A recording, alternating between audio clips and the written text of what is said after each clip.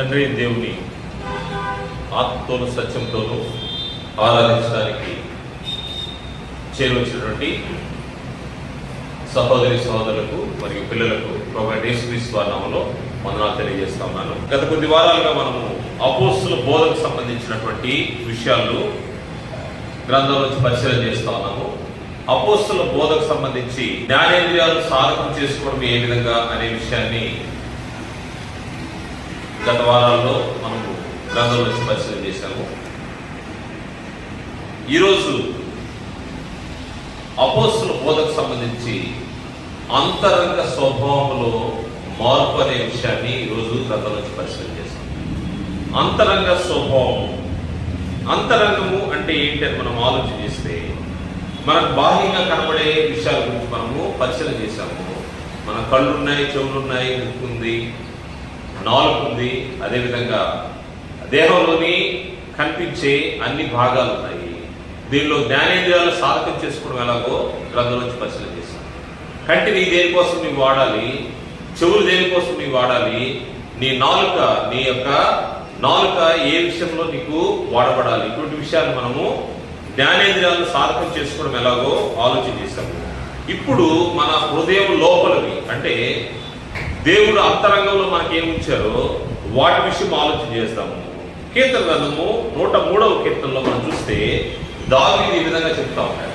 103వ కీర్తన మొదటి వచనాన్ని చూస్తే, నా ప్రాణమా యెహోవాను సన్నతించుము, నా అంతరంగమునున్న సమస్తమా ఆయన పరిశుద్ధ నామమును సన్నతించుము.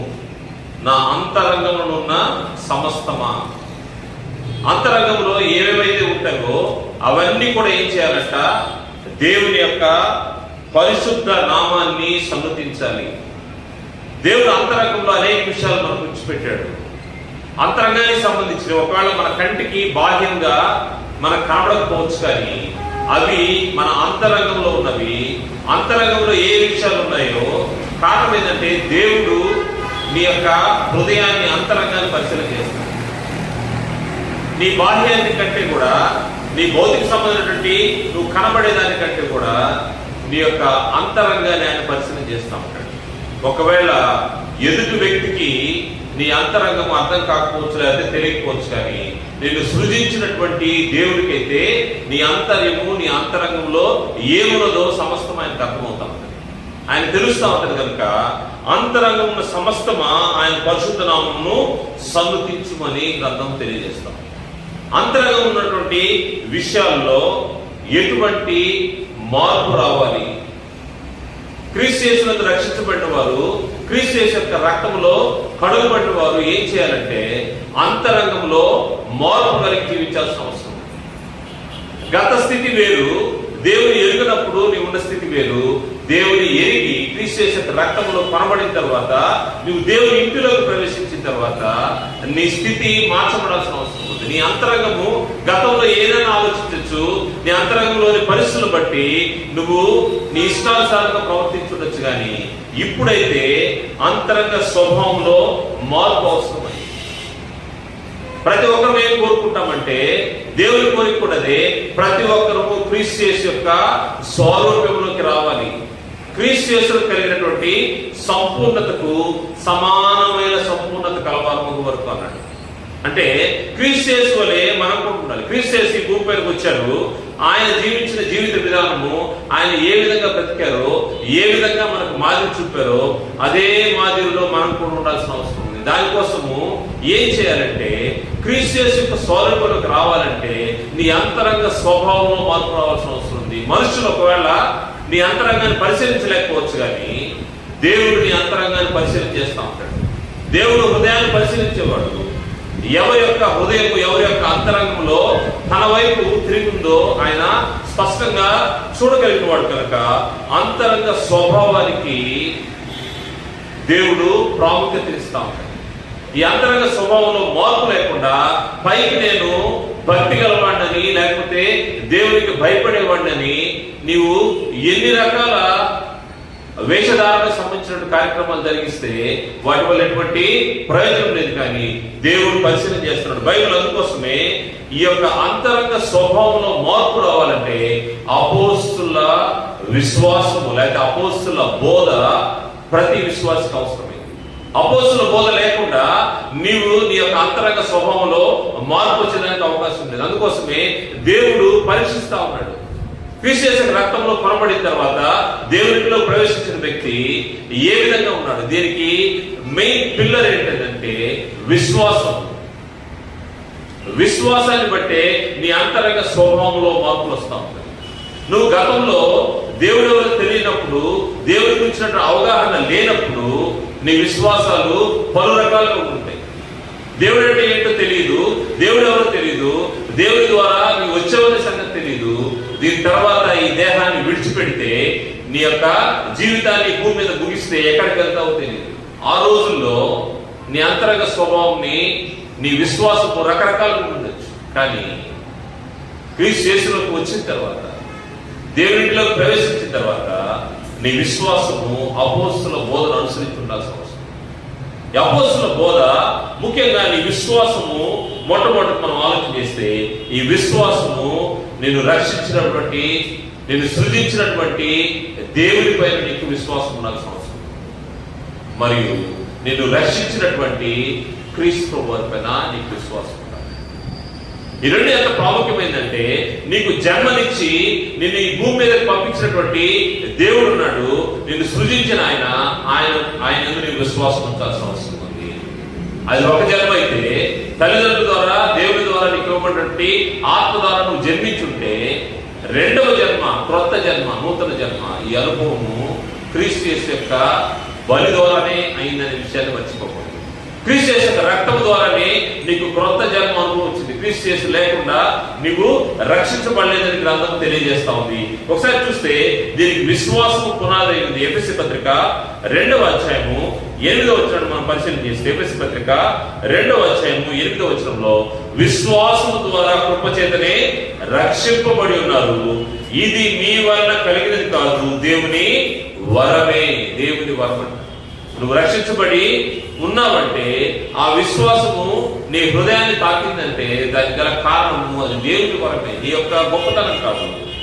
మీరు విశ్వాసం ద్వారా కృప చేతనే రక్షింపబడి ఉన్నారు. నిన్ను సృజించినటువంటి దేవుడు నీ పట్ల కృప కలిగి ఆయన ప్రియకుమారుని నీ భూమి మీద పంపించి ఆయన సిలువలో బలి చేయడం ద్వారా నీవు రక్షించబడ్డావు, మర్చిపో. అందుకోసము నువ్వేం చేయాలంటే, నీ విశ్వాసము ఇది అంతరంగమైనది, అంతరంగ స్వభావానికి సంబంధించింది. ఇది బయట కనపడదు. నువ్వు ఈ లోకంలో నడిచిపోతా ఉన్నావు అనుకోండి, నువ్వు లోకంలో నువ్వు వెళ్తా ఉన్నావు, వెళ్ళేటప్పుడు నీ విశ్వాసం ఏందో ఎదుటి వ్యక్తికి తెలియదు. కారణం ఏంటంటే, ఇది నీ అంతరంగానికి సంబంధించింది. ఈ విశ్వాసము నువ్వు ఎవరిపై ఉంచావు? నేను సృజించినటువంటి దేవుడిపై ఉంచాల్సిన అవసరం ఉంది. ఎందుకంటే ఆయన కృప చేతనే నువ్వు రక్షించబడ్డావు, మరియు ఇది దేవుని వరం అని గ్రంథము తెలియజేస్తా ఉంది. మరి ముఖ్యంగా విశ్వాసం లేకుండా దేవునికి ఇష్టడేట అసాధ్యమని బైబిల్ తెలియజేస్తుంది. హెబ్రీ పత్రిక 11వ అధ్యాయం 6వ వచనంలో, విశ్వాసం లేకుండా దేవునికి ఇష్టడేట అసాధ్యం. అందువల్ల నీ యొక్క అంతరంగ స్వభావము మార్పు రావాలంటే ముందు విశ్వాసం అవసరమైంది. ఈ విశ్వాసం పునాదిపైనే నువ్వు కట్టబడాల్సిన అవసరం.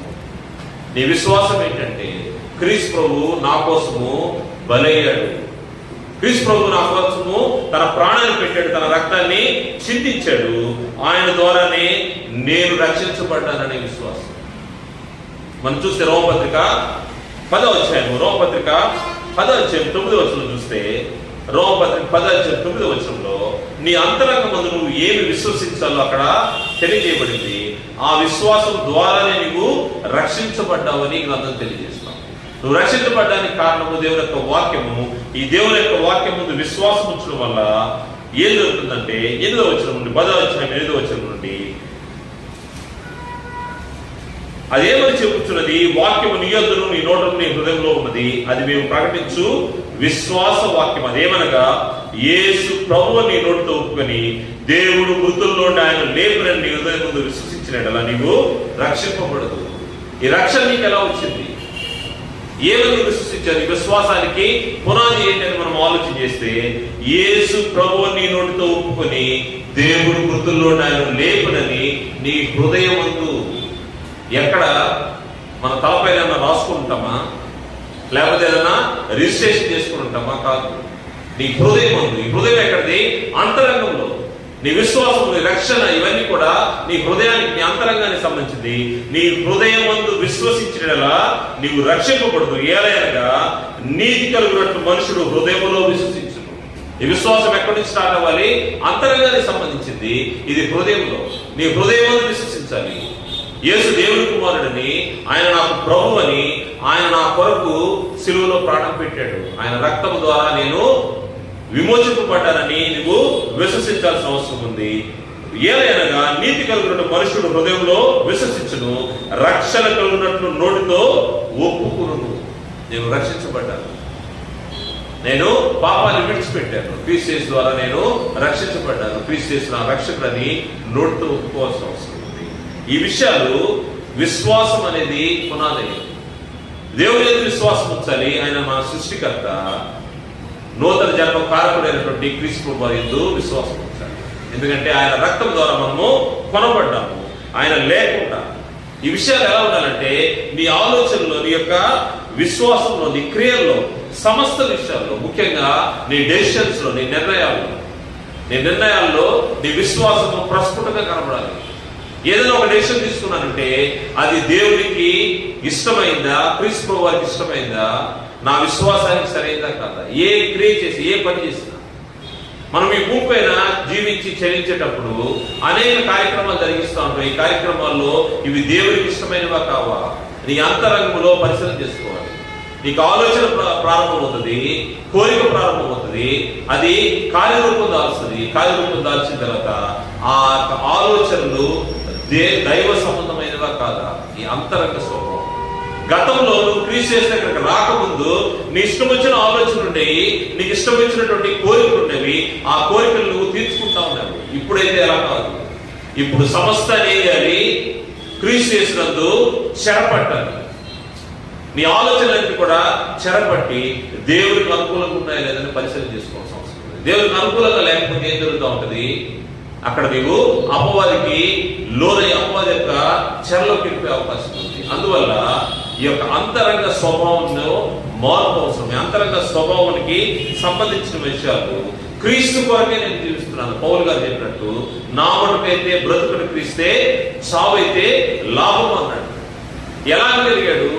ఆయన హృదయంలో, ఆయన అంతరంగంలో విశ్వాసము అంత స్థిరమైంది, దృఢమైంది కాబట్టి అనగలిగాడు. అందువల్ల మొట్టమొదటిది అంతరంగ స్వభావంలో మార్పు రావడానికి విశ్వాసము. ఎవరి మీద విశ్వాసము? దేవుని యందు విశ్వాసము. నీ రక్షకుడైనటువంటి క్రీస్తు యందు విశ్వాసం ఉంచాల్సినటువంటి అవసరం ఉంది. రెండవది మారు మనస్సు. మారు మనస్సు అంటే పాపానికి దూరంగా ఉండటం. మారు మనస్సు అంటే పాపానికి దూరంగా ఉండటం, మనసుని మార్చుకోవడం. నీ మనసు గతంలో పాపానికి అనుకూలంగా పనిచేసింది. ఇప్పుడైతే నువ్వు మార్పు చెందిన వాడివి, క్రీస్తు యేసునందు రక్షించబడిన ప్రతి ఒక్కరు మార్పు చెందినవారు, మారు మనసు పొందినవారు. ఈ మార్పు పొందినటువంటి హృదయము, ఈ యొక్క మార్పు అనేది ఇది అంతరంగమైన స్వభావానికి సంబంధించింది. మరియు రూపాంతరం చెందాలని గ్రంథం తెలియజేస్తాం. రూపాంతరం చెందాలి. మనకు తెలుసు ఫిజికల్ గా ట్రాన్స్ఫర్మేషన్ అయ్యే గొంగలి పురుగు నుంచి సీతాకోక చిలుక రావడం అనేది ఆ రూపాంతరం మనకు తెలుసు. అది మన కంటికి కనబడతా ఉంటుంది. గొంగలి పురుగు నుంచి ఏమొస్తుంది? సీతాకోక చిలుక. ట్రాన్స్ఫర్మేషన్ మనకు తెలుసు. కానీ నీ హృదయంలో జరిగే రూపాంతరం ఉంది, అది దేవునికి కనబడాలి. నీ క్రియలు వాటిని స్పష్టంగా చెప్పాల్సిన అవసరం. ఈ రూపాంతరం ఎలా ఉండాలి మనం ఆలోచన చేస్తే, మారు మనసు కలిగితేనే రూపాంతరం చెందడానికి అవకాశం ఉంటుందని గ్రంథము తెలియజేస్తుంది. అపోస్తలుల కార్య గ్రంథంలో మనం చూస్తే 2వ అధ్యాయము, అపోస్తలుల కార్య గ్రంథము 2వ అధ్యాయము 38వ వచనంలో అక్కడ జరిగిన సంఘటన ఏంటంటే, పేతురు భక్తి గల యూదులతో మాట్లాడుతూ ఆయన ఆత్మపూర్ణుడిగా ఆయన సువార్త ప్రకటన చేస్తా ఉన్నాడు. ఈ సువార్త ప్రకటన చేస్తున్నప్పుడు అక్కడ ఉన్న భక్తి గల యూదులు సిలువ వేసిన యేసుని దేవుడు క్రీస్తు గాను ప్రభుగాను ఆయన నియమించను, ఇది ఇశ్రాయేలు వంశమంతా రూఢిగా తెలుసుకోవాలని చెప్పిన వెంటనే వారు హృదయాల్లో నొచ్చుకున్నారంట. వారు ఒక్కసారిగా వాస్తవాలు గ్రహించారు. గ్రహించినప్పుడు వారు మారు మనసు అంటే, అయ్యో మేము పాపం చేశాము, మా స్థితి ఈ విధంగా ఉందా, దీన్ని మార్చుకోవాలి. స్థితిని మార్చుకోవడము పాపానికి దూరంగా ఉండడమే మారు మనసు. ఈ మారు మనసు అనేది స్థితిని మార్చుకోవాలి, పాపానికి దూరంగా ఉండాలి. ఇక్కడ ఏం చెప్తున్నారంటే 35వ వచనంలో పేతురు అడుగుతున్నప్పుడు పేతురు చెప్తున్నాడు, మీరు మారు మనసు పొంది. ఈరోజు దేవుడు ప్రభువాన్ని పంపించడానికి, ప్రభువాని రాకడకు, లేదా ఈ యుగానికి అంతము ఎందుకు ఆలస్యం చేస్తున్నాడు అనుకుంటే, ఎవరు నశించడం ఆయనకు ఇష్టం లేదు. అందరూ అంతటా మారు మనసు పొందాలని దేవుని యొక్క కోరిక అయింది. అందుకోసం ఆయన ఆలస్యం చేస్తున్నాడు. ఒకవేళ మీరు అనుకోవచ్చు, నేను చిన్నప్పటి నుంచి ప్రభు వస్తాడని వింటానే ఉన్నాం, కానీ ఎంతవరకు రాలేదు. మా వయసు 20 సంవత్సరాలు, 30 సంవత్సరాలు, 50 సంవత్సరాలు, కానీ ఇంతవరకు ప్రభు రాలా. మా తాత ముత్తాతలు కూడా ఇదే మాట చెప్పారని అనుకుంటా ఉండొచ్చు. కానీ దేవుడు ఎందుకు ఆలస్యం చేస్తున్నాడంటే, ఆలస్యానికి గల కారణము అందరూ అంతటా మారు మనసు పొందాలి. ఈ మారు మనసు అనే ప్రక్రియ అంతరంగానికి సంబంధించింది. ఎవరో నిన్ను బలవంతం చేస్తేనో, ఎవరో నీకు ఏదో డబ్బులు ఇస్తేనో, లేకపోతే ఇంకా ఏ తాయిలాలు ఇస్తే ఇది మార్చుకునేది కాదు. అంతరంగానికి సంబంధించింది. అంతరంగంలో నీకు మార్పు రావాల్సిన అవసరం ఉంది. వీరు ఎప్పుడైతే హృదయంలో నొచ్చుకొని అన్నారు, వారు ఈ మాట విని హృదయంలో నొచ్చుకొని, అంటే ఎవరికైతే అంతరంగంలో దాని పెయిన్ కనబడుతుందో, దాని నొప్పి తెలుస్తుందో, హృదయంలో నొచ్చుకున్నారంట. కింద పుట్టోట్లో పొడవబడి అన్నారు. పొడవబడి అంటే ఎంతో గాయపరచబడ్డారు ఆ యొక్క మాట విన్న తర్వాత. అయ్యో మేము ప్రభుని సిలువకు అప్పచెప్పామని. దాన్ని బట్టి వారు ఏం చేస్తున్నారంటే అడుగుతా ఉన్నారు. అడిగినప్పుడు పేతురు చెప్తున్నాడు, మీరు మారు మనసు పొంది పాప క్షమాపణ నిమిత్తం ప్రతివాడు యేసుక్రీస్తు నామమున బాప్తిసం పొందులేక. ప్రతివాడు ఏం చేయాలంట? పాప క్షమాపణ నిమిత్తము బాప్తిసం పొందాలా. ముందుగా ఏం చేయాలి? మారు మనసు పొందాలి. ఈ మారు మనసు రక్షించబడిన వారికైనా, లేదా రక్షించబడిన వారికి కూడా, అంటే రక్షించబడిన వారు కూడా వారి క్రియల అంతరంగ స్వభావాన్ని పరిశీలన చేసుకోవాలి. అపోస్తుల బోధ ఎవరి కోసం ఇవ్వబడిందంటే, సువార్త రూపంలో రక్షించబడిన వారికి అపోస్తుల బోధ రక్షించబడి దేవుని ఇంట్లో కొనసాగే వారికి కూడా. ఒకవేళ నీ పరిస్థితులు జారిపోతా ఉంటే మార్చుకోవాల్సిన పరిస్థితి. దానికోసమే దేవుడు వాక్యాన్ని ఇచ్చాడు. ఈ వాక్యం ద్వారా నీ హృదయము పొడవబడ్డప్పుడు, పేతురు ఏ విధంగా సువార్త మాట్లాడినప్పుడు వారు పొడవబడ్డారంట. వారి హృదయాల్లో నొచ్చుకున్నారు. దాన్ని బట్టి ఏం జరిగింది? వెంటనే మార్పు వచ్చింది. మారు మనసు ఎప్పుడైతే కలిగిందో, దాని తర్వాత వారేమయ్యారు? బాప్తిసం పొందారు. దాని తర్వాత క్రొత్త జన్మ ఎత్తారు. ఈ క్రొత్త జన్మ, ఈ యొక్క ట్రాన్స్ఫర్మేషన్ ఏంటంటే రూపాంతరం చెందారు. అంతవరకు యూదులు, వాళ్ళు యూద మతాన్ని ఆచరించేవారు. ఇప్పుడు నేడు క్రైస్తవులు, క్రీస్తు యొక్క శిష్యులు, క్రీస్తు యొక్క గుణ లక్షణాలు కలిగి ఆయనను అనుసరించేవారు రక్షణ మార్గంలోకి వచ్చారు. సమస్తము హృదయంలో ఉన్నట్టే ప్రతి విధమైన కీడుని విసర్జించిన వారు, పాపానికి దూరంగా ఉన్నవారని మన గ్రంథం తెలియజేస్తుంది. ఈ మారు మనసు గురించి ఎలా ఉంది అని మనం ఆలోచన చేస్తే, ఈ మారు మనసు పాపానికి దూరంగా ఉండటమే. రోమపత్రిక 12వ అధ్యాయము 2వ వచనంలో మనం చూస్తే, రూపాంతరం చెందాలంట. ఎక్కడి నుంచి ఎక్కడికి రూపాంతరం చెందాలి అని ఆలోచన చేస్తే, అక్కడ స్పష్టంగా తెలియజేయబడిన మాట, మీరు దేవుని వైపుకి ఏ విధంగా తిరగాలో అక్కడ తెలియజేయబడింది. 12వ అధ్యాయం 1వ వచనం చదువుతున్నాను. కాబట్టి సహోదరులారా, పరిశుద్ధమును దేవునికి అనుకూలమైన సజీవ యాగముగా మీ శరీరంలో ఆయనకు సమర్పించుకుని దేవుని వాసనను బట్టి మిమ్మల్ని బతిమాలుకుంటున్నాను. ఇట్టి సేవ మీకు యుక్తమైనది. మీరు ఈ లోక మర్యాదను అనుసరింపక. గతంలో మన పరిస్థితి ఈ లోక మర్యాద, లోకం ఎటుపోతే అటుపోయేవాడు. ఇప్పుడు అలా కాదు. లోక మర్యాదను అనుసరింపక ఉత్తమమును అనుకూలమును సంపూర్ణమైన దేవుని చింతమేదో పరీక్షించి తెలుసుకున్నట్లు మీ మనస్సు మారు మనస్సు లేకుండా దేవుని అనుసరించడము అసాధ్యము. మారు మనస్సు లేకుండా రక్షించబడటము అసాధ్యము. మనసులో నీ యొక్క అంతరంగము మార్చబడాల్సిన అవసరం ఉంది. మీ మనస్సు మారి నూతన ఒకటి వలన రూపాంతరం పొందుడి. ట్రాన్స్ఫర్మేషన్ ఎలా జరుగుతుంది? ఇది భౌతికంగా బయటకు కనబడేది కాదు. నువ్వు బాప్తిసంలోకి నీళ్ళలోకి మునిగినప్పుడు నువ్వు బయటకు వచ్చినప్పుడు భౌతికంగా ఏ మార్పులు నువ్వు ఒకవేళ తడిచి వస్తావేమో, అంతేగాని నీ అంతరంగంలో మార్పు వస్తుంది. అక్కడ నుంచి ఆ రోజు నుంచి నీకేమవుతుంది? నీ పాపాలు కడిగివేయబడతాయి. క్రీస్తు ప్రభువు యొక్క రక్తం అక్కడ పనిచేస్తుంది. దాని తర్వాత బయటకు వచ్చిన తర్వాత అంతరంగ స్వభావంలో మార్పు వస్తుంది. ఈ అంతరంగ స్వభావంలో మార్పు అనేక విషయాలను మనము పరిశీలన చేస్తాము. ఆ విషయాలన్నీ కూడా నీలో స్పష్టంగా కనబడతాయి. ఆ మార్పు ప్రత్యేకంగా బయట వ్యక్తులు చూడగలిగేదానికి అవకాశం. జరిగిన మార్పు ఏమో లోపల, దాని రిజల్ట్స్ ఎలా ఉంటుంది బయట కనపడతాం. ఇన్షియల్గా ఒకవేళ బయట కనపడకపోవచ్చు, నీటిలోంచి బయటకు వచ్చిన తర్వాత క్రమేణా వాళ్ళు చూస్తూ ఉంటారు. ఈ లోకం గమనిస్తూ ఉంటుంది, రూపాంతరం చెందుతూ ఉంటారు. రూపాంతరం చెందడం అంటే గొంగళపూడి నుంచి సీతాకోకచిలుక రావడం కాదు, కానీ ఇక్కడ నీ ఫిజికల్ బాడీ అంతా సేమ్ అలాగే ఉంటుంది, బట్ ఇన్నర్ చేంజ్ ఉంటుంది అనమాట. లోపల అంతరంగ స్వభావము మార్చబడి దాన్ని రూపాంతరము. ఎలా రూపాంతరం చెందాలంట? దేవుని చిత్తానికి అనుకూలంగా ఉండే ఉత్తమమును అనుకూలమును సంపూర్ణమైన దేవుని చిత్త ప్రకారము నీ అంతరంగ స్వభావం మార్చబడుతుంది. ఈ అంతరంగ స్వభావం మార్చబడిన వ్యక్తులు ఏ విధంగా ఉంటారంటే, వారు సాత్వికులుగా, దేవుని కుమారులుగా, దేవుని బిడ్డలుగా ఈ భూమి పైన కనబడతారు. వారి భాష, వారి నడక, వారి యొక్క సమస్తము, వారి నడతలన్నీ కూడా స్పష్టంగా మార్పు కనబడతాం. ఆ యొక్క అంతరంగ స్వభావాన్ని, ఈ మారు మనసు నూతనంగా మనము స్వభావం మార్చబడాల్సిన అవసరం ఉంది. అపోస్తలుడు పౌలు గారు తెస్సలోనికీయులకు రాసినటువంటి మొదటి పత్రిక 5వ అధ్యాయం 4వ అధ్యాయము మొదటి నుంచి మనం చూస్తే, ఈ యొక్క పాపానికి దూరంగా ఉండడమే మారు మనసు. మార్చుకున్నావు. ఏం మార్చుకున్నావు? పాపానికి దూరంగా ఉండడమే. మెట్టుకు సహోదరులారా, మేము మన ప్రభు అయిన యేసు ద్వారా మీకు ఇచ్చిన ఆజ్ఞను మీరు ఎరుగుదురు కాగా, మీరు ఎలాగో నడుచుకుని దేవుని సంతోషపరచవలనో మా వలన నేర్చుకున్న ప్రకారంగా మీరు నడుచుకుంటున్నారు. ఈ విషయంలో మీరు అంతకంతకు అభివృద్ధి వల్ల మిమ్మల్ని వేడుకొని ప్రభు అయిన యేసునందు హెచ్చరించున్నాను. మీరు పరిశుద్ధులు ఒకటి అనగా జాగ్రత్తలకు దూరంగా ఉండే దేవుని చిత్తము. నువ్వు రూపాంతరం చెందాలంటే, నీ ట్రాన్స్ఫర్మేషన్ రావాలంటే ఏం చేయాలి? దేవుని చిత్తాన్ని తెలుసుకోవాలి. దేవుని చిత్తం ఏంటి?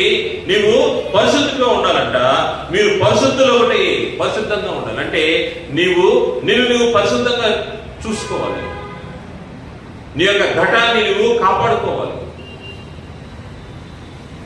అపవిత్రమైన దానికి నీ ఘటాన్ని అప్పగించకూడదు. నువ్వేం చేయాలి?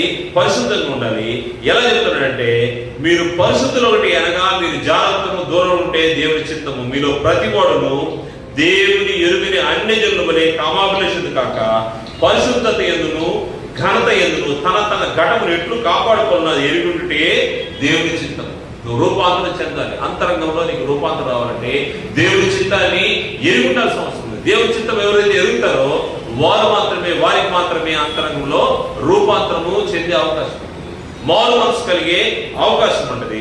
అందుకోసము మీలో ప్రతి వాడును దేవుని ఎరుగని అన్ని జనుల వలె కాక. లోకంలో మనుషులందరూ ఉంటారు. వారు చేసే కార్యక్రమాలు, వారు చేసే పనులు తప్పుగా అనిపించదు, పాపంగా అనిపించదు. వారికి ఎలా ఉంటుందంటే, వారికి మామూలుగా సర్వసాధారణంగా ఉంటుంది. కానీ దేవుని ఎదుట అవి నిన్ను అపవిత్రం చేసేది. నిన్ను నువ్వు పరిశుద్ధుడిగా ఉండాలని ఆయన కోరుకుంటున్నాడు. అందుకోసమే 8వ వచనం చూస్తే, 6వ వచనం చూస్తే, ఈ విషయం దేవుడు అతిక్రమించుట సోదరికి మోసం చేయకుండా, ఎందుకనగా మేము పూర్వం మీతో చెప్పిన సాక్ష్యం ప్రకారము ప్రభు వీటన్నిటి విషయమై ప్రత్యర్థన చేయబడు. పరిశుద్ధులగుటకే దేవుడు మిమ్మల్ని పిలిచను గాని అపవిత్రులుగా ఉండటకు పిలువలేదు. పరిశుద్ధులగుటకి. క్రీస్తు యేసునందు నువ్వు రక్షించబడ్డావంటే, క్రీస్తు యేసు యొక్క సంబంధిగా ఉన్నామంటే దానికి పరిశుద్ధులొకటి దేవుని యొక్క చిత్తము. ఎవరైతే దేవుని చిత్తాన్ని ఎరుగుతారో వారు మారు మనసు పొంది రూపాంతరం చెందుతారు. ట్రాన్స్ఫర్మేషన్ అయ్యేదానికి అవకాశం ఉంది. 3వ విషయాన్ని మనం పరిశీలన చేస్తే, 3వ అంతరంగ స్వభావం అపోస్తలుల బోధనను అనుసరించి అంతరంగ స్వభావంలో మార్పు ఎలా రావాలంటే ప్రేమ. ఈ ప్రేమ అనే విషయము బయటికి కనబడదు, కానీ నీ క్రియల ద్వారా అది ఎక్స్ప్రెస్ అవుతా ఉంటుంది. ప్రేమ ఎలా ఉండాలంటే ఎవరి పట్ల నీ ప్రేమ ఉండాలి. ఈ ప్రేమ దేవుని పట్ల ఉండాలి, మరియు విశ్వాసుల పట్ల, ఇతరుల పట్ల, ఇరుగు పొరుగు వారి పట్ల నీ ప్రేమను కనపరచాలి. ఎటువంటి ప్రేమ ఇది? అగాపే ప్రేమ, అంటే దేవుని ప్రేమ నువ్వు ఇతరుల పట్ల చూపించాలి. లోకంలో జరిగే ప్రేమలు కాదు, అవి ఆకర్షణలు మాత్రమే. దానికి దీంతో పోల్చడానికి అవకాశం లేదు. ప్రేమ అంటే దేవుని ప్రేమ మాత్రమే.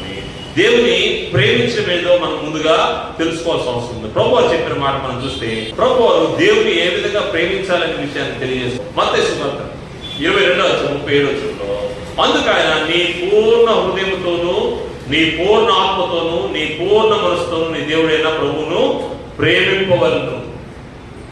ఇక్కడ ఏది కూడా హాఫ్ చెప్పల, ఫుల్. పూర్ణ ఆత్మతో అంట, పూర్ణ హృదయంతో. నీ ఆత్మ ఎక్కడ ఉంటుంది? బయట కనబడుతుందా? కనబడదు. అంతరంగంలో. నీ హృదయం ఎక్కడ ఉంటుంది? అంతరంగంలో ఉంటుంది. నీ మనసు ఎక్కడ ఉంటుంది? అంతరంగంలో ఉంటుంది. నా అంతరంగంలో సమస్తం ఆయన పరిశుద్ధ నామమును సన్నతించుకుని దావీదు చెప్పాడంటే, ఇక్కడ ప్రభు చెప్తా ఉన్నాడు, నీ పూర్ణ హృదయంతోనూ, నీ పూర్ణ ఆత్మతోనూ, నీ పూర్ణ మనసుతోనూ నీ దేవుడైన ప్రభువును ప్రేమింపవలెను. నువ్వు దేవుని ప్రేమించాలి. మొట్టమొదటిగా నువ్వు దేవుని ప్రేమిస్తే నువ్వు ఇతరులు ప్రేమించడానికి కూడా అవకాశం ఉంటుంది. నీ పొరుగు వారిని ప్రేమించడానికి బేస్ ఏంటంటే నువ్వు దేవుని ప్రేమించాలి. దేవుడు ప్రేమ స్వరూపుడు. ఆయనను ప్రేమించాడు. ఆయనను ప్రేమించి ఏం చేశాడంటే, నువ్వు ఈ భూమి మీద నీ తల్లిదండ్రులకు జన్మనిచ్చే విధంగా, నువ్వు జన్మించే విధంగా ఆయన నీ భూమి మీద తీసుకొచ్చాడు. మరియు ప్రత్యేకంగా ఆయన చేసింది ఏంటంటే, నీ తల్లిదండ్రుల ద్వారా నీకు దేహం ఏర్పడితే ఆ దేహంలో ఆత్మనిచ్చిన వాడు దేవుడు, ప్రాణాన్ని ఇచ్చిన వాడు దేవుడు, జీవాన్ని ఇచ్చిన వాడు దేవుడు. అందువల్ల ఆయన ప్రేమ చూపించి ఆ కార్యక్రమం జరిగించాడు.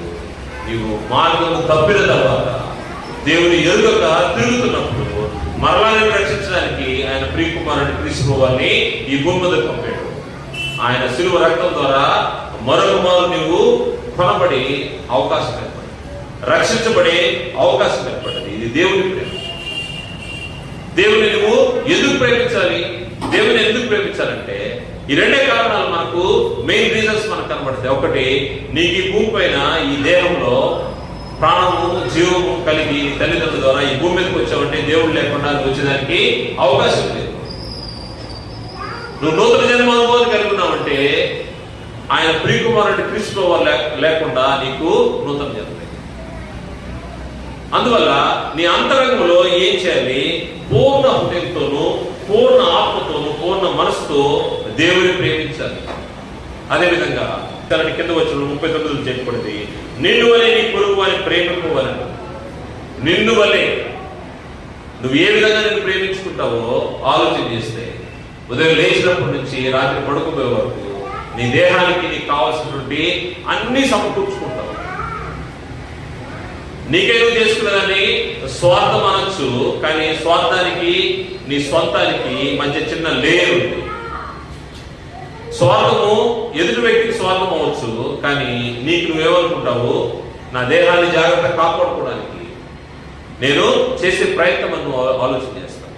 నిన్ను వలె నువ్వు ఏ విధంగా నిన్ను ప్రేమించుకుంటావు, ఎదుటి వాళ్ళు నిన్ను ఏ విధంగా చూడాలని నువ్వు ఆశపడతావు, వాళ్ళు ఏ విధంగా నిన్ను గౌరవించాలి, నిన్ను ప్రేమించాలి, నీకు మర్యాద ఇవ్వాలని నువ్వు ఆలోచన చేస్తావు, దాన్ని నువ్వు ఇతరులకు చేయాల్సిన అవసరం ఉంది. నిన్ను వలె నీ పొరుగు వారిని ప్రేమించాలి. ఈ ప్రేమ అనేది అంతరంగానికి సంబంధించింది. అంతరంగంలో ఈ యొక్క మార్పు గతంలో నీ యొక్క పరిస్థితులు ఎలా ఉన్నాయో, కానీ క్రీస్తు యేసు దగ్గరికి వచ్చిన తర్వాత సమస్తం మారిపోతుంది. నీ ఆలోచన విధానం మారిపోతుంది, నువ్వు ప్రేమ చూపించే విధానం మారిపోతుంది. ఎందుకంటే దేవుడు నీకు ఉచితంగా సమస్తాన్ని అనుగ్రహించాడు. ఈరోజు మనము ఈ భూమి పైన ఈ విధంగా చెల్లిస్తున్నామంటే, జీవం కలిగినామంటే దేవుడి ప్రేమ. సమస్తాన్ని దేవుడు ఇచ్చాడు. దేవుడు ఇవ్వకుండా నీకు ఏది కలగలేదు. ఒకవేళ నేను సంపాదించాను, ఇది నా యొక్క కష్టార్జితం అని అనుకుంటావు. దేవుడు అవకాశం ఇవ్వకపోతే, దేవుడి జీవాన్ని ఇవ్వకపోతే, ఈరోజు నేను పిలుచుకున్నాడు అనుకోండి, ఏమైపోతుందో. ధనవంతుడు అదే ఆలోచన చేశాడు. వెలువడాలి. తన అంతరంగం ఏ విధంగా ఉంది? దేవుడి గురించి ఆలోచన చేయలేదు. ఇంత ధనాన్నిచ్చి ఇంత ఐశ్వర్యాన్ని ఇచ్చినటువంటి దేవునికి స్తోత్రమని దేవుని కృతజ్ఞత చెప్పలా ధనవంతుడు ఏం చేస్తున్నాడంటే తిరుగు తాము సుఖించు అంటా ఉన్నాడు. తన అంతరంగంలో ఆలోచన చేసిన దాన్ని బట్టి దేవుడు ఏమన్నాడంటే వెలువాడ అన్నాడు. ఈ రాత్రికి నీ ప్రాణాన్ని నేను అడుగుతా ఉన్నాను, ఏమైపోతాయి నువ్వు సంపాదించిన. అందువల్ల ప్రేమ చూపించే విషయంలో నిన్ను వలె నీ పొరుగు వారిని ప్రేమించాలంటే దేవుడిని ప్రేమించాలి. నీ పూర్ణ హృదయంతో నీ పూర్ణాత్మతో దేవుడిని ప్రేమించాలి. అంతరంగంలో దేవుడిని ప్రేమించలేకపోతే సహోదరుని ప్రేమించలేదు. నీ ప్రేమ ఇతరుల పట్ల నువ్వు చూపించాల్సినటువంటి కరుణ, దయ ఇవన్నీ కూడా అంతరంగానికి సంబంధించింది, ఎవరో నేర్పించేది కాదు. నీ హృదయంలో మార్పును బట్టి రక్షించబడిన నీవు దేవునికి అనుకూలంగా బ్రతికేదానికి ఈ అంతరంగ స్వభావంలో ప్రేమ అనేది చాలా ముఖ్యమైనదిగా ఉంది. ఇది నీకు బయట కనబడకపోవచ్చు, కానీ దీని క్రియలు బయట కనబడతాయి. నీ పొరుగు వారి పట్ల చూపించే కన్సర్న్ ప్రేమ, దేవుని పట్ల చూపించే ప్రేమ, ఇవన్నీ కూడా నువ్వు కలిగి ఉండాల్సిన అవసరం ఉంది. మరొక అంతరంగ స్వభావంలో మార్పు ఏంటంటే వినయం మరియు సేవాభావం, సేవ చేసే ఆలోచన. వినయం ఎలా వస్తుందంటే తగ్గించుకునే వాడికి వినయం, హెచ్చించుకునేవాడు తగ్గించబడే పరిస్థితి ఉంటుందని గ్రంథము హెచ్చరిక చేస్తుంది. మత్తయి సువార్త 23వ అధ్యాయము 12వ వచనం మనం పరిశీలన చేస్తే, మత్తయి సువార్త 23వ అధ్యాయం 12వ వచనంలో మీలో అందరికంటే గొప్పవాడు మీకు పరిచారకుడై ఉండవలెను. మీలో అందరికంటే గొప్పవాడు ఏమంటారంట? పరిచారకుడు అంటారు, పనిచేసేవాడు అంట. నువ్వు గొప్పగా ఉండాలని నువ్వు ఆలోచన చేసావనుకో, నువ్వు ముందు పనిచేయాల్సిన అవసరం. పరిచారకుడు అంటే సేవకుడుగా ఉండాలి, పరిచారం చేసేవాడు. ఇక్కడ నిలబడి మాట్లాడే వ్యక్తి ఉదయం నుంచి ఏం చేస్తాడు తెలుసా? ఇవన్నీ నుంచి క్లీన్ చేసుకుంటాడు. మీకు తెలియని ఒక విషయం ఉంది. ఇక్కడ ఉదయాన్నే అందరికంటే ముందు వచ్చి దీన్ని శుభ్రం చేసుకుని అంతా సిద్ధపాటు చేసుకుని ఇంటికి వెళ్ళి వస్తాడు. కారణం ఏంటంటే దేవుడిని హెచ్చించాలంటే మనం హెచ్చించుకునేది కాదు, మనము పరిచయం చేసే వాళ్ళకు ఉండాలి. అందుకోసమే మీరు అందరికంటే గొప్పవాడు మీకు పరిచారకుడైనను, తను తాను హెచ్చించుకునేవాడు ఏమవుతాడంట? తగ్గించబడును. తను తాను తగ్గించుకునేవాడు హెచ్చింపబడు. ఇది నేను చేసేది ఏముందిలే, ఇది నేను చేసేది కాదు, ఇది నా స్థాయికి తగింది కాదు. అంతరంగంలో ఆలోచన అటువంటివి ఉండకూడదు. క్రీస్తు యేసు నుంచి రక్షించబడిన వ్యక్తి ఎలా ఆలోచించాలంటే అంతరంగంలో మార్పు కనబడాలి. ఈ అంతరంగంలో మార్పు ఎలా ఉంటుందంటే తను తాను తగ్గించుకోవాలి. మనం క్రీస్తు ప్రభువుని చూస్తే ఆయన బోధకుడు, రక్షకుడు, దేవుని కుమారుడు. అటువంటి వ్యక్తి సాధారణమైన మనుషులకి ఏం చేస్తారంటే తన శిష్యుల యొక్క పాదాలు కట్టాడు. ఏం చూపించాడు? మాదిరి చూపించాడు. ఏం చెప్తున్నాడంటే నేను బోధకుండా ఇంటి మీ పాదాలు కడిగానంటే దానికి దేనికోసం ఈ పని చేశాను తెలుసా? మీరు కూడా ఒకరికొకరు ఆ విధంగా అంటే తగ్గింపు కలిగి ఉండాలి. వినయం అనేది అంతరంగానికి సంబంధించింది. ఈ వినయము లేకపోతే ఇతరులకు సేవ చేయడం అనేది కూడా మరి ముఖ్యంగా నిజాయితీగా సేవ చేయడం. సేవ చేయడం అంటే ఏదో మొక్కుబడిగా కాదు, లేకపోతే ఏదో మనుషులు చూస్తున్నారని సేవ చేయడం కాదు, లేకపోతే మనుషుల కొరకు కాదు, కానీ దేవుని కొరకే. దేవుని కొరకు నిజాయితీగా నీవు పరిచయం చేయాలి, సేవ చేయాలి. ఎప్పుడైతే చేస్తావో నీవు నీ అంతరంగంలో మార్పు స్పష్టంగా కనబడతా ఉంటుంది. వినయము కలిగి ఉండాల్సిన అవసరం. అందుకోసమే మీరు ఏ విధంగా ఉండాలనే విషయాన్ని పౌలు గారు తెలియజేసిన మాట ఒకసారి మనం చూద్దాము. ఫిలిప్పీ పత్రిక 2వ అధ్యాయం మొదటి నుంచి మనం పరిశీలన చేస్తే మొదటి 4వ వచనం, కావున క్రీస్తునందు ఏ హెచ్చరికైనను, ప్రేమైనను, ప్రేమ వలన ఆదమైనను, ఆత్మయందు ఏ సహవాసమైనను, ఏ దయారసమైనను, వాత్సల్యమైనను ఉన్నాయనగా మీరు ఏక మనస్కులగునట్లుగా ఏక ప్రేమ కలిగి ఏక భావం కలగాలుగా ఉండి ఒక్కదాని ఎందే మనసు నా సంతోషమును సంపూర్ణం చేయండి. కక్ష చేతనైనను వృధాశయం చేతనైన ఏమి చేయక వినయమైన మనస్సు గలవారై ఒకరినొకడు తనకంటే యోగ్యుడని ఎంచుచు. ఎదుటి వ్యక్తిని ఏం చేయాలంట? నాకంటే యోగ్యుడని ఆలోచన చేయాలి. వినయం కలిగి యోగ్యుడని ఎంచుకోవాలి. క్రీస్తు ఎందుకు పాదాలు అడిగాడు? మాదిరి చూపించడానికి. మీరు కూడా ఈ విధంగా ఒకరి పాదాలు ఒకరు కడగండి అంటే దానికి గల కారణం ఒకరినొకరు తగ్గించుకొని యోగ్యులుగా ఎంచుకుంటారు. యోగ్యులుగా ఎంచుకోవాలి. మీరు ప్రతి వాడును తన సొంత కాలను మాత్రం కాక ఇతర కాలను కూడా చూడాలని గ్రంథం తెలియజేస్తాం. ఎప్పుడైతే తగ్గింపు స్వభావం కలిగి ఉంటావో, ఈ తగ్గింపు స్వభావము లేని వ్యక్తులు వారు గర్వం కలిగిన వారు, లేకపోతే అహాని కలిగిన వారు, అహాని ఆ గర్వాన్ని తీసివేయలేక ఏం చేస్తూ ఉంటారంటే వాళ్ళు తగ్గిపోతారు, వాళ్ళు హెచ్చించుకుంటా ఉంటారు. కానీ దేవుడు ఏం చేస్తాడంటే వారిని తగ్గిస్తూ ఉంటారు. వినయ మనసు కలిగి ఉంటే, వినయం కలిగి ఉంటే సేవ కూడా నిజాయితీగా చేయాలి. నిజాయితీగా దేవుడి పక్షంగా నువ్వు నిజాయితీగా సేవ జరిగించినప్పుడు దేవుడు నిన్ను ఇష్టపడతా ఉంటాడు. ఇది అంతరంగం సంబంధించినది. అందుకోసమే దీనిలో మనము క్రీస్తు యేసుని మాదిరిగా చూడాల్సిన అవసరం.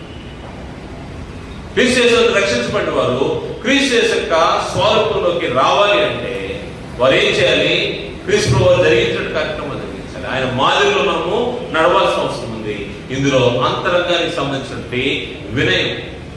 ప్రభువు విధేయత ఎలా నేర్చుకున్నాడు ఒకసారి చూస్తే, ఆయన పొందిన గాయముల చేత హెబ్రీ పత్రిక 5:8 ఆయన కుమారుడు తాను పొందిన శ్రమల వలన విధేయత నేర్చుకున్నాడు. శ్రమల వలన విధేయత.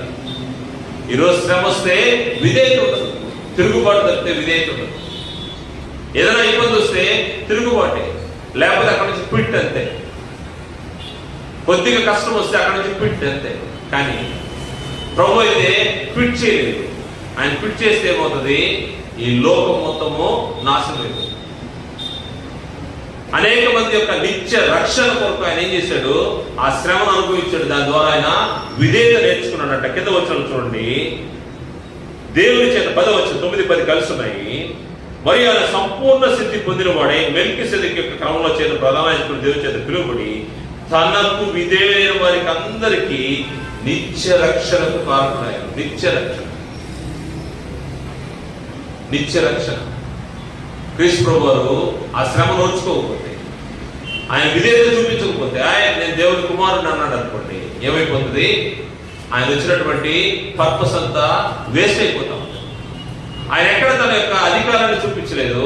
ఆయన ఎక్కడ కూడా అందుకోసమే పేతురు పత్రికలో ఆయన గురించి తెలియబడింది, ఆయన నోట ఏ కపటం, ఆయన పాపం చేయలేదు, ఆయన నోట ఏ కపటం లేదు.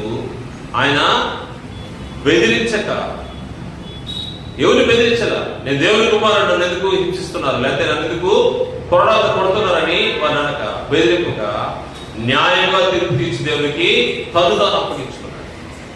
ప్రభువు యొక్క మాదిరి, వినయం, తగ్గింపు స్వభావం, ఇవన్నీ కూడా ప్రభువు తీసుకుని నేర్చుకోవాలి. మరొక ముఖ్యమైనటువంటి అంతరంగ స్వభావానికి సంబంధించిన మార్పుకు సంబంధించినటువంటి ప్రార్థన జీవితం. ప్రార్థన జీవితము ప్రతి వ్యక్తి కలిగి ఉండాలి. ఈ ప్రార్థన అందరికి కనబడేట్టు పరిశీలన చేసినట్టుగా నగర వీధుల్లో లేకపోతే అందరికి కనబడేట్టు బాహాటం కాదు. ప్రభువు చెప్పాడు, రహస్యమందు చూస్తున్న నీ తండ్రి నీ ప్రార్థన వినాలంటే నువ్వు వెళ్ళి ఏం చేయాలంట?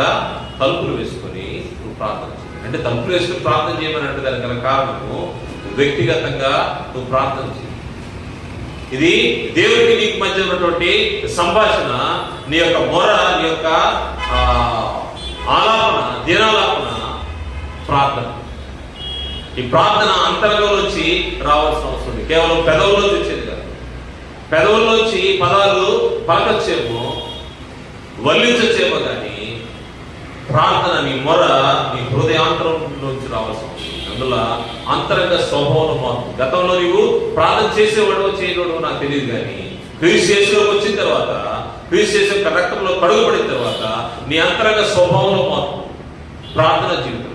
ఈ ప్రార్థన ప్రభు వారు ఏ విధంగా ప్రార్థన చేశాడో మనం చూస్తే హెబ్రీ పత్రికలోనే 5:7 శరీరధారి అయిన జన్మలలో మహారోధంతోనూ కన్నీళ్లతోనూ తను మరణం నుండి రక్షింపగలవానికి ప్రార్థనలు యాచనలు సమర్పించి భయభక్తులు కలిగి ఉన్నందున ఆయన అంగీకరింపబడేది. మహారోధంతో ప్రార్థన చేసేవాడు. ప్రభు యొక్క ప్రేయింగ్ ప్యాటర్న్స్ చూస్తే చాలా ఆశ్చర్యంగా ఉంటాయి. ఆయన ఒంటరిగా ఏకాంతంగా వెళ్ళేవాడంట. ఆయన వెలుగునే, ఇంకా చీకటి కాకముందే, చీకటి వెలుగు రాకముందే ఆయన వెళ్ళి ప్రార్థన చేసేవాడు. ఏకాంతంగా వెళ్ళి ప్రార్థన చేసేవాడు. అలవాటుగా కొండకు వెళ్ళి ప్రార్థన చేసేవాడు. ఆ ప్రభు గురించి, ప్రభు యొక్క ప్రార్థన గురించి, ప్రార్థన జీవితాన్ని గురించి అనేక చోట్ల మరియు శిష్యుల్ని ఆయన హెచ్చరించిన సందర్భం ఉంది. శిష్యులకి ప్రార్థన చేయడం ఎలాగో తెలియనప్పుడు ఆయన తండ్రికి ఏ విధంగా ప్రార్థన చేయాలో ఆయన నేర్పించినటువంటి సందర్భం ఉంది. అదేవిధంగా చెప్తా ఉన్నాడు, ఆయన సిలువకు ఎక్కబోతా ఉన్నాడు. ఆయన ఏం చెప్తున్నాడంటే, హృదయము సిద్ధమే కానీ శరీరము బలహీనంగా ఉంది. అందుకోసం ఏం చేయాలంటున్నాడు, ప్రార్థన చేయండి. శోధనలో ప్రవేశించుకున్నట్లు మెలకువగా ఉండి ప్రార్థన చేయండి. ఈ ప్రార్థన అంతరంగాన్ని దేవుని యొక్క సముఖంలో కుమ్మరించే విధానం. పాత నిబంధనలు అనేక మంది భక్తుల యొక్క ప్రార్థన మనం చూసాము.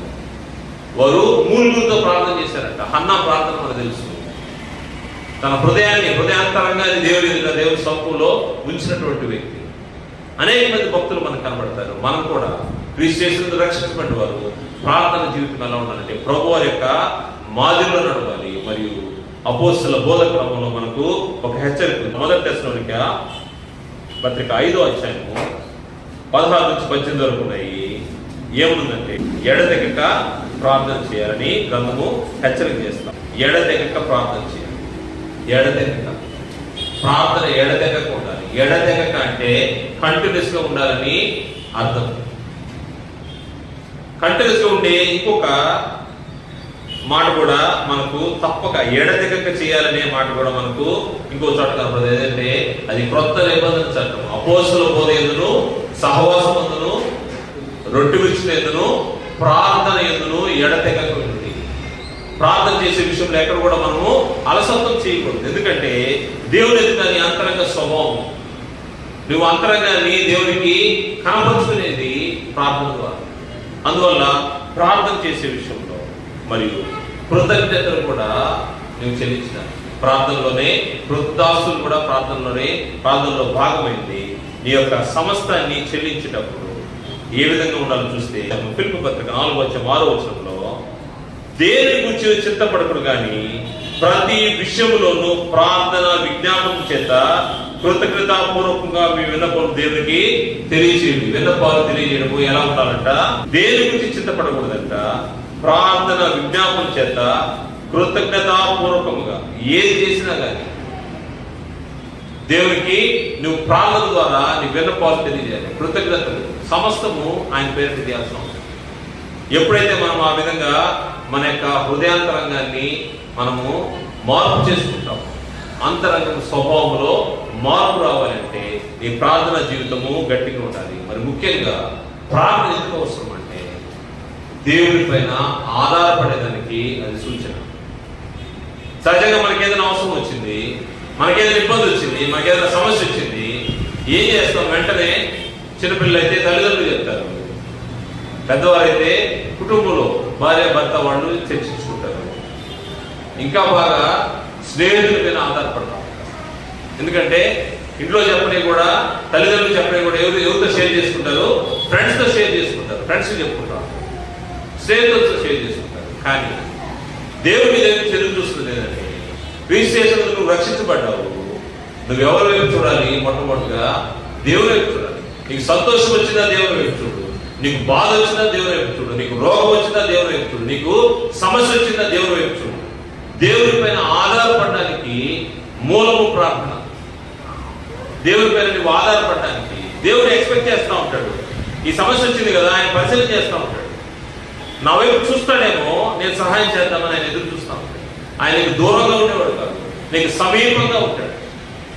కాకపోతే నీవే ఆయన నువ్వు గుర్తించలేకపోయాడు. ఆయన దగ్గరికి నువ్వు వెళ్ళవు. ఆయన పక్కనే ఉంటే ఆయన చూసి చూడట్టుగా మిగతా సోర్స్ అన్ని వెతుకుతూ ఉంటాం.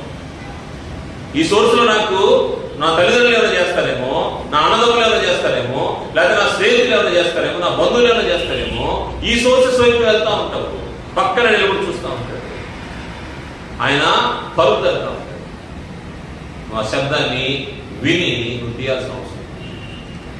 దేవుని పైన ఆధారపడడం అనేది ప్రార్థన ద్వారా వస్తాం. ఈ ప్రార్థన జీవితము ఉంటేనే ఈ అంతరంగము స్వభావం మార్చబడేది నీ ప్రార్థనా జీవితాన్ని బట్టి, దేవుని పైన ఆధారపడి. చూస్తే అనేక మంది భక్తులు వారి సమస్య వచ్చినప్పుడు దేవునికి ఆశ్రయించి దేవుని ద్వారా మేలు పొందిన వారు మనకు కనబడుతుంటారు. ముఖ్యంగా ఇశ్రాయేలు రాజుల యొక్క గ్రంథాలు మనం చదువుతున్నప్పుడు, వారి జీవితాలు చదువుతున్నప్పుడు, వారి యొక్క సమస్యల్లో వారు దేవుని ఆశ్రయించిన ప్రతిసారి, దేవుని దగ్గర విచారణ చేసిన ప్రతిసారి వారు విజయాన్ని పొందినటువంటి సందర్భాలు ఎక్కువ కనబడుతున్నాయి. దేవుని యొక్క విచారణ చేయకుండా ఇతరులపైన ఆధారపడినప్పుడు, ఇతర రాజులపైన ఆధారపడినప్పుడు, ఇతర సైన్యం పైన లేకపోతే వేరే దానిపైన, లోకం పైన ఆధారపడినప్పుడు వారు కూలిపోయారు. ఇవన్నీ మనకు ఉదాహరణగా మనకు కనబడుతున్నాయి. అందుకోసము దేవుని పైన ఆధారపడడానికి మరి ముఖ్యంగా స్థిరమైనటువంటి ప్రార్థన జీవితాన్ని మనము కలిగి ఉంటే ఏమవుతుందంటే దేవుని పైన ఆధారపడడం ఏంటో మనకు తెలుస్తుంది. మరి ముఖ్యంగా దేవుని చిత్తాన్ని గ్రహించేది కూడా మనకు అర్థమవుతాం. నువ్వు ప్రార్థన చేస్తా ఉన్నావు, నువ్వు ప్రార్థన చేసినప్పుడు దేవుని చిత్తానుసారంగా ప్రార్థన చేస్తున్నావు లేదనే విషయము నీ అంతరంగాన్ని తెలుస్తూ ఉంటుంది. నువ్వు అడిగే విషయము అది దేవునికి అనుకూలమైందా కాదనేది వెంటనే తెలిసిపోద్ది. దాని గురించి అడగడం మానుకుంటావు. ఎప్పుడైతే అది నీ యొక్క కోరిక అయితే దాన్ని మానుకునేదానికి అవకాశం ఉంటుంది. అది నీ అవసరం అయితే దేవుడు గుర్తిస్తూ ఉంటాడు. నీ అవసరంలో ఎటువంటి ఇబ్బంది ఉంటుంది, కానీ నీ కోరికలు మాత్రం దేవుడు తీర్చడు. అవి న్యాయమైనవి అయితే ఆయన పిలుస్తాడు. అందువల్ల మనము ప్రార్థన చేస్తా ఉంటే మనకే తెలుస్తా ఉంటాం మన అంతరంగంలో నేను అడిగేది సరైనది కాదని నీకే అర్థమైపోద్ది. No need to expect any answer from God. ఎందుకంటే ఆయన దగ్గర ఎటువంటి ఆన్సర్ అవసరం లేదు, నీకే తెలిసిపోతా ఉంటుంది. అప్పుడు ఏం చేసుకోవచ్చు, నేను అడిగేది నా ఇష్ట ప్రకారం అడుగుతున్నాను, దేవుని చిత్త ప్రకారం అడగలేదని అర్థమైపోతాను. మరియు ఇంకొక అంతరంగ స్వభావం ఏంటంటే విధేయత. దేనికి విధేయత? దేవుని యొక్క వాక్యానికి విధేయత చూపించాల్సిన అవసరం. ఈ విధేయత చూపించడము, దేవుని యొక్క వాక్యం నీ చెవులు వినబడుతుంది, నువ్వు చదువుతా ఉన్నావు, అనేక మాధ్యమాల ద్వారా నీకు దేవుని యొక్క మాటలు వినపడతా ఉన్నాయి, దేవుని యొక్క సందేశం వస్తా ఉంది. వచ్చినప్పుడు దాన్ని ఏ విధంగా రిసీవ్ చేసుకుంటున్నావు, దానికి విధేయత చూపిస్తున్నావు, దానికి ఒబే అవుతున్నావు అనే దాన్ని పరిశీలన చేసుకోవాల్సిన అవసరం ఉంది. ఎందుకంటే దేవుని యొక్క వాక్యము నువ్వు విధేయత చూపిస్తున్నావు అంటే ఆటోమేటిక్ గా నువ్వు దేవుని ప్రేమిస్తున్నావు అని అర్థం. అందుకోసమే గ్రంథం తెలియజేస్తుంది. యోహాను సువార్త 14:15 మీరు నన్ను ప్రేమించిన నా ఆజ్ఞలను గైకొందురు. దేవుని ప్రేమిస్తే దేవుని యొక్క ఆజ్ఞలను గైకొంటారు. దేవుని యొక్క ఆజ్ఞలను గైకొన్నవారు దేవుని యొక్క ఆజ్ఞ ప్రకారము జీవించడానికి ప్రయత్నం చేస్తారు. దేవుని ఆజ్ఞ గైకొనలేదనుకోండి, జీవితంలో మార్పు రాదు. నీ అంతరంగ స్వభావంలో మార్పు రావాలంటే దేవుని యొక్క వాక్యము అవసరమైందని గ్రంథం తెలియజేస్తుంది. యాకోబు పత్రిక 1వ అధ్యాయము 22వ వచనం మనం ఒకసారి పరిశీలన చేస్తే, మీరు వినువారు మాత్రమై ఉండి మిమ్మును మీరు మోసపరుచుకుంటుంది. వినువారు మాత్రం. అనేకసార్లు మనం అనుకున్నాము, ఎవరైనా ఇంటికి పోతే 24 గంటలు వాక్యం వినబడతానే ఉంటుంది, టీవీలోనో ఏదో ఒక దీంట్లో. వాక్యము వినడం మట్టుకి, అంతేగాని ఆచరించే విషయంలో ఏమి లేకుండా పోతాం. అందుకోసము మీరు వినువారు మాత్రమే ఉండి మిమ్మల్ని మీరు మోసపుచ్చుకోకుండా వాక్య ప్రకారము ప్రవర్తించువారునై ఉండి. వాక్య ప్రకారం ఏం చేయాలంట? ప్రవర్తించాలంట. ఎప్పుడు ప్రవర్తిస్తామో, ఎప్పుడైతే నీ అంతరంగ స్వభావంలో మార్పు వస్తుందో అప్పుడే నువ్వు వాక్యానుసారంగా జీవించడానికి అవకాశం ఉంది. వాక్య ప్రకారము ప్రవర్తించే వారిగా మనం ఎప్పుడు ఉంటామంటే మన అంతరంగ స్వభావం మార్పు. ఈ మార్పు లేకుండా వాక్యాన్ని అంగీకరించడానికి అవకాశం లేదు, విధేయత చూపించే అవకాశం లేదు. నువ్వు వాక్యం విధేయత చూపిస్తున్నావంటే దేవుని ప్రేమిస్తున్నావు. మరి కేవలము ఈ చెవులు వినబడడం కాదు, కానీ దేవుని మాటలు నీ హృదయంలో నాటుకుపోయి ఉండాలి. అందుకోసం దావీదు చెప్తా ఉన్నాడు, కీర్తనలు 1వ కీర్తన మనం చూస్తే, యెహోవా ధర్మశాస్త్రమందు ఆనందించుచు దివారాత్రము దాన్ని ధ్యానించువాడు ధన్యుడు అన్నాడు. ధర్మశాస్త్రం అంటే ఏంటి? దేవుని యొక్క ఆజ్ఞలు, కట్టడలు, విధులు. వాటిని ఏం చేయాలంట? దివారాత్రాలు ధ్యానించాలి. దివారాత్రులను ధ్యానించేవాడు ఏమవుతాడంట? ధన్యుడు అన్నాడు. దివారాత్రులను ధ్యానించేదానికి దేవుని యొక్క వాక్యంకి విధేయత చూపించాలి. విధేయత చూపించినప్పుడే ఆ వాక్యానికి నీవు నీ హృదయంలో చోటించినాడు. ఉంటారు. లేకపోతే ఏం జరుగుతూ ఉంటుందంటే వాక్యానికి విధేయత చూపించినవాడు కాకుండా ఉంటారు. అందువల్ల ఆజ్ఞలు గైకొనడము, ఆజ్ఞలకు లోబడి ప్రవర్తించడం, ఈ విషయాలు అనేక సార్లు ఈ అపోస్తల బోధ వింటా ఉంటాము.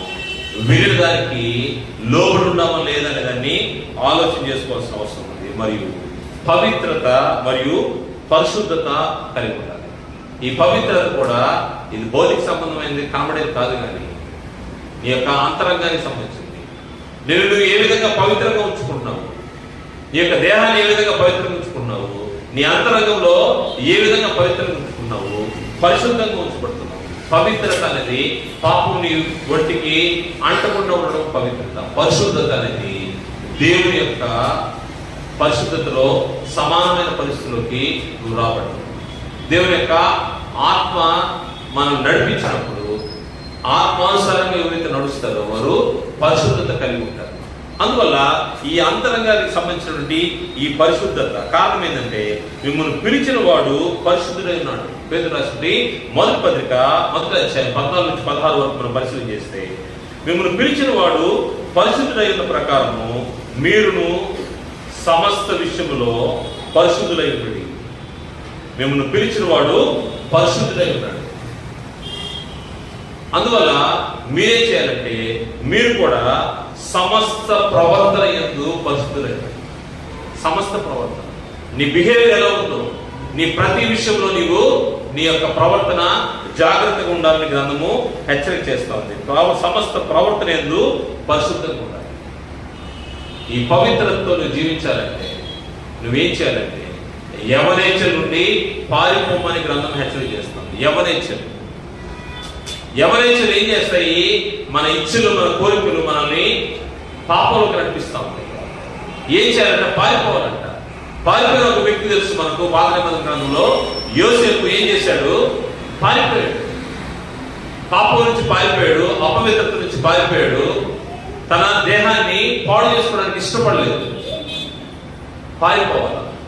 యవనేచ్ఛ నుండి పారిపోమని అపోస్తలుడు పౌలు గారు తిమోతిని హెచ్చరిస్తున్నాడు. ఒకసారి మనం చూస్తే అపోస్తలుడు పౌలు గారు తిమోతికి రాసినటువంటి 2వ పత్రిక 2వ అధ్యాయము 22వ వచనంలో, నీవు యవనేచ్ఛల నుండి పారిపోము. పారిపోమంటే విడిచి పారిపోవాలంట. విడిచి పారిపో. యవనేచ్ఛలు నిన్ను ఇబ్బంది పెట్టి నిన్ను పాపంలోకి నెట్టే వాటి నుంచి పారిపోవాలి. మరియు ఏం చేయాలంటే నీవు ఎవరితో ఉండాలంట? పవిత్ర హృదయులై ప్రభువునకు ప్రార్థన చేయవారితో కూడా నీతిని, విశ్వాసమును, ప్రేమను, సమాధానమును వెంటాడును. ఎవరితో ఉండాలి? నీ సహవాసంతో ఉండాలి. పవిత్రమైన హృదయంతో ప్రభువుని ప్రార్థన చేసే వారితో ఉండాలి. అంతేగాని లోకము ముసలము ముచ్చట్లు చెప్పే వాళ్ళతో కాదు, కానీ లేకపోతే లోక ఆశల వైపు లోకానుసారంగా జీవించే వారితో కాదు, కానీ నీవు పవిత్ర హృదయాలతో ప్రభు ప్రార్థన చేయబడుతూ ఉండి ఏ విషయాలంట? వేటిని వెతకాలంట? నీతిని వెతకాలి. ఇది అంతరంగ సంబంధించింది. మరియు విశ్వాసము, ప్రేమను, సమాధానమును వెంటాడుతున్నారు. అంతరంగులు ఇవన్నీ మార్పు, అంతరంగ స్వభావంలో మార్పు రావాలంటే వీటిని మనము కలిగి ఉండాలి. అపవిత్రమైన వాటి నుంచి మనము దూరంగా వెళ్ళాలని మనకు గ్రంథం తెలియజేస్తా ఉంది. మరియు కొన్ని విషయాలు ఉన్నాయి, సమయం అయిపోతుంది, నేను త్వరగా ముగిస్తాను. మరియు కృతజ్ఞత అనేది కూడా అంతరంగానికి సంబంధించి. గ్రాటిట్యూడ్, కృతజ్ఞత మరియు కంటెంట్మెంట్, సంతృప్తి. దేవునికి ఏం చేశాడో ఆ మేలు బట్టి నువ్వు కృతజ్ఞత, ప్రతి విషయం ముందు కృతజ్ఞతాస్తుతులు చెల్లించడానికి గ్రంథము హెచ్చరిక చేస్తా ఉంది. అదేవిధంగా ఏ స్థితిలో ఉన్నా కానీ దేవుడికి ఏ స్థితి ఇచ్చాడో ఆ స్థితిలో సంతోషంగా ఉండ, ఆనందంగా. పౌలు గారు తెలియజేస్తున్నాడు, నేను ఏ స్థితిలో ఉన్నానో ఆ స్థితిలో సంతృప్తి కలిగి ఉండ నేర్చుకుని ఉన్నాను అన్నాడు. అంటే నీవు సంతృప్తి కలిగి, దేవుడికి ఇచ్చాడు, దేవుడికి 2 ఇచ్చాడు, 2లో సంతోషపడు. దేవుడికి 5 ఇచ్చాడు, 5లో సంతోషపడు. దేవుడికి 10 ఇచ్చాడు, అందులో సంతోషపడు. ఏ స్థితిలో ఉన్నా ఆయన చెప్తున్నాడు, నేను దేన స్థితిలో ఉన్న ఎరుగుదును, ఉన్నత స్థితిలో ఉన్నది, అన్ని స్థితుల్లో ఉన్న నేర్చుకుని ఉన్నాను. కారణం ఏంటంటే ఎవరైతే సంతృప్తి కలుగుతారో, కృతజ్ఞత, దేవుడు చేసిన మేలు విషయంలో నీవు కృతజ్ఞత కలిగి ఉండాలి, గ్రాట్యూడ్ చూపించాలి. దేవుడితో పాటు నీ సహోదరుల పట్ల కూడా నీ కృతజ్ఞత. ఇది అంతరంగానికి సంబంధించింది. జస్ట్ థ్యాంక్స్ చెప్పిపోతే కాదు, సారీ అండ్ థ్యాంక్స్ అనే రెండు పదాలు చాలా ఈజీ, కానీ ఆ కృతజ్ఞత, సారీ అంటే జరిగిన తప్పుని అది సమసిపోయేది కాదు, అసలు అది ఒక పనికిరాని పదం అని అంటా ఉంటారు. అంటే it's a waste word. Sorry వల్ల ఎటువంటి ప్రయోజనం లేదు, అంటే ఆల్రెడీ ఇట్స్ హ్యాపెండ్, డ్యామేజ్ అయిపోయింది, దాని తర్వాత నువ్వు సారీ చెప్పి కూడా ప్రయోజనం లేదు. వేరే థ్యాంక్స్, అదే థ్యాంక్స్ అనేది కూడా ఈ కృతజ్ఞతను నువ్వు అంతరంగంలోంచి నీకు వచ్చిందంటే, దేవుడు నీకు చేసిన మేలు, క్రీస్తు ప్రభు ద్వారా నువ్వు పొందిన మేలు, నీ సహోదరుల ద్వారా నువ్వు పొందిన మేలు, నువ్వు రక్షించబడి దేవుని ఇంటిలో ఉన్నావంటే నీకు సువార్త తీసుకొచ్చినటువంటి నీ సహోదరులు, ఈ యొక్క అపోస్తుల బోధన తీసుకొచ్చినటువంటి ఈ అపోస్తులు, పరిశుద్ధాత్మ ద్వారా వారు మనకు ఇచ్చినటువంటి ఈ గ్రంథం, ఇవన్నీ కూడా దేవుడు మనకి ఇచ్చాడు. వీటన్నిటిని బట్టి మనం ఏం చేయాలా? కృతజ్ఞతాస్తులు చెల్లించాలి. ప్రతి విషయం దేవుడు చేసిన ప్రతి మేలుకి మనము కృతజ్ఞతలు చెల్లించాల్సిన అవసరం ఉంది. మరియు ఆత్మఫలం కలిగించాలి. ఆత్మఫలం అంటే మనకు తెలుసు ఎన్ని విషయాలు అక్కడ ఉన్నాయో. గలతీ పత్రిక 5వ అధ్యాయం 22-23 వచనాలు మనం పరిశీలన చేస్తే, అయితే ఆత్మఫలం ఏమనగా ప్రేమ, సంతోషము, సమాధానము, దీర్ఘశాంతము, దయాళత్వము, మంచితనము, విశ్వాసము, సాత్వికము, ఆశానిగ్రహము, ఇవన్నీ కలిగి ఉండాలి. ఇవన్నీ కూడా అంతరంగానికి వీటన్నిటిలో నీకు మార్పు కలవాలి. గతంలో ఉన్నావు, అప్పటికిప్పటికి మార్పు ఉండాలి. వీటిలో ప్రేమ, గతంలో నువ్వు ప్రేమ చూపించేవాడు కాదు, ఇప్పుడు నువ్వు ప్రేమ కలిగి ఉంటావు. గతంలో నీవు ఒక రకమైనటువంటి పాప భారాన్ని మోస్తూ ఉన్నావు, ఇప్పుడు అవన్నీ కూడా పాప సంఖ్యల నుంచి విడిపించబడ్డావు. ఇప్పుడు నీకు సంతోషం ఉంది, నీకు జాయ్, సంతోషం. ఈ సంతోషం, ప్రేమ, సంతోషం మరియు సమాధానము, దేవునితో నీకు తెగిపోయిన సమాధానము మళ్ళా పునరుద్ధరించబడింది క్రీస్తు ద్వారా. మరియు దీర్ఘశాంతము, దయాళత్వం, మంచితనం, విశ్వాసం, సాత్వికము, ఆశానిగ్రహం, ఇవన్నీ కూడా అంతరంగంలో మార్పు, అంతరంగ స్వభావంలో మార్పు దేవుడు కోరుకుంటాడు. కోరుకున్నటువంటి ఇటువంటి వాతావరణంలో ఆత్మఫలాన్ని ఫలించాలి. దానికోసం నువ్వేం చేయాలంటే, దేవుడు నీకు అనుగ్రహించినటువంటి పరిశుద్ధాత్మ అనే వరాన్ని వాపసు తీసుకున్న రోజు మీకు ఇచ్చాడు. ఆ పరిశుద్ధాత్మ అనే వరాన్ని ఏం చేయాలి? పరిశుద్ధాత్మ యొక్క గైడెన్స్, పరిశుద్ధాత్మని నీకు ఈ గుణ లక్షణాలు అవలంబించడానికి అలో చేయాల్సిన అవసరం ఉంది. మేము ఏం చేస్తామంటే పరిశుద్ధాత్మని సర్ప్రెస్ చేస్తాం, పరిశుద్ధాత్మని అణిచివేస్తాం, దుఃఖపరుస్తాం. దాని ద్వారా మన కోరికలు తీర్చుకుంటాం. కానీ పరిశుద్ధాత్మను దుఃఖపరచకూడదు. పరిశుద్ధాత్మ నీలో ఆత్మఫలము ఫలించడానికి, దానికి తగిన విధంగా నీవు జీవించాల్సిన అవసరం ఉంది. మరియు సువార్త మరియు క్రీస్తు యేసునకు శిష్యులుగా తయారు, ఇవి కూడా నీ అంతరంగ స్వభావంలో.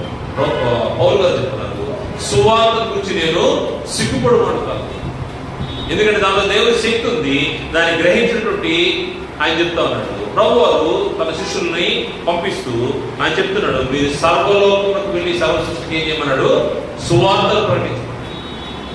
సువార్త ప్రకటన చేయడము నీ అంతరంగానికి సంబంధించింది. అంతరంగంలో నీ యొక్క ఆలోచనలు, నేను దేవుడి పద్ధతితో సువార్తకు వెళ్ళాలి అని నీ యొక్క హృదయంలో నిశ్చయించుకోవాలి. స్ట్రాంగ్ డిజైర్ ఉండాలి, నీకు కోరిక ఉండాలి, దాని విషయంలో నీవు దృఢంగా ఉండాలి. దేవుడి పని జరిగించాలి. నీకు ఆజ్ఞ ఇవ్వబడింది సర్వలోకానికి వెళ్ళి సర్వసృష్టికి సువార్త ప్రకటించాలి అంటే, కనీసము పక్కింటి వాళ్ళలో చెప్పడానికి మనం ఇష్టపడలేదంటే దానికి గల కారణము నీ అంతరంగ స్వభావంలో మార్పు లేదు. మరియు మీరు సర్వజనుల్ని ఏం చెప్పాడు? శిష్యులుగా చేయండి. మత్తయి సువార్త 28వ అధ్యాయం 19వ వచనంలో సమస్త జనులు మీరు వెళ్ళి సమస్త జనులను శిష్యులుగా చేయండి. ఈ రెండు కార్యక్రమాలు అంతరంగం నుంచి నీకు సీరియస్ గా తీసుకోవాల్సిన అవసరం. అంతరంగ స్వభావంలో మార్పులు లేకపోతే దేవుని ప్రేమించబడి కాకుండా, ప్రేమ యందు మనము విశ్వాసమందు దేవుని ప్రేమించే విషయంలో, విశ్వాసంలో రూపాంతరం చెందే విషయంలో, మారు మనసు కలిగిన విషయంలో, తర్వాత వినయం, నిజాయితీగా సేవ చేయడం, ఈ విషయాల్లో, దాని తర్వాత ప్రార్థన, మరి ముఖ్యంగా దేవుని పైన ఆధారపడడం, దాని తర్వాత దేవుని వాక్యానికి విధేయత చూపించడం, ఈ విధంగా అనేక విషయాలు మనం ఈరోజు గ్రంథంలో పరిశీలన చేశాము. అంతరంగ స్వభావంలో మార్పు లేకపోతే ఏం జరుగుతూ ఉంటుందంటే ఆత్మ సంబంధంగా ఎదిగేదానికి అవకాశం లేకపోతే ఎక్కడ వేసిన గొంగలు అక్కడ అన్నట్టుగా ఏం జరుగుతూ ఉంటుంది? నువ్వు మారు మనసు పొంది బాప్తిసం తీసుకుని దేవుడిలో ప్రవేశించిన తర్వాత సంవత్సరం అయింది, 2 సంవత్సరాలు అయింది, 5 సంవత్సరాలు అయింది, 10 సంవత్సరాలు అయింది, 20 సంవత్సరాలు అయింది. ఏమవుతుంది? అంతరంగ స్వభావంలో మార్పు లేదు. మార్పు లేకుండా ఉంటే ఆత్మ సంబంధంగా ఎదిగే అవకాశం లేదు. అందువల్ల మనం ఏం చేయాలంటే ఆత్మ సంబంధంగా ఎదగాలంటే అంతరంగ స్వభావంలో మార్పు ఉండాలి. అపోస్తలుల బోధ క్రమంలో చెప్పబడినటువంటి విషయాలన్నీ కూడా మనము పరిశీలన చేసుకుని నా అంతరంగంలో సమస్తం ఆయన పరిశుద్ధ నామం అంతరంగంలో ఉండే అన్ని విషయాల్లో మనము ఏం చేయాలి? సాధన చేయాల్సిన అవసరం, ట్రైన్ చేయాలి. మన అంతరంగాన్ని మనం ట్రైన్ చేయాలి. జ్ఞానేంద్రియాలు సాధకం చేసుకున్నట్టుగా అంతరంగాన్ని కూడా ట్రైన్ చేస్తే ఏమవుతుందంటే దేవునికి అనుకూలంగా, దేవుని చిత్తానికి అనుకూలంగా మనము జీవించడానికి అవకాశం ఉంటుంది. ఎవరైతే దేవుని చిత్తానికి అనుకూలంగా జీవించి తమ విశ్వాసాలను ముగిస్తారో వారు ఎక్కడ ఉంటారు? నిత్యత్వంలో ఉంటారు. దేవుడితో ఆయన కుమార్తెను యుగయుగాలు ఉంటారు. ఊపిరి వచ్చి తప్పించబడి దేవుడి దగ్గర క్షేమంగా ఉంటారు. కనుక అటువంటి భాగ్య స్థితిలోకి మనం అందరం వెళ్ళాలని ప్రోపెట్ మనం చేస్తూ ముగిస్తున్నాను. అందరికీ వందనాలు.